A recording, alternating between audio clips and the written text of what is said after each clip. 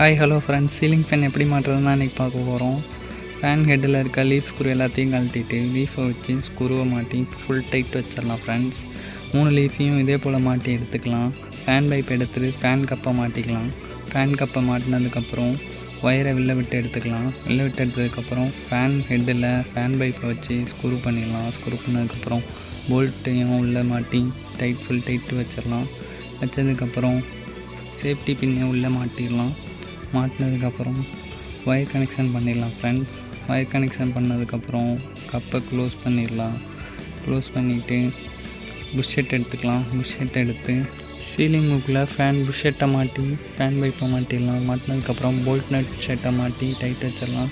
Tight வச்சதுக்கப்புறம் safety பின்னை மாட்டி வச்சிடலாம். மாட்டினதுக்கப்புறம் ஒயர் கனெக்ஷன் பண்ணதுக்கப்புறம் ஃபேன் சூப்பராக ஓடுது ஃப்ரெண்ட்ஸ். வீடியோ பிடிச்சிருந்தா லைக் பண்ணிவிட்டு சேனலை சப்ஸ்கிரைப் பண்ணுங்கள்.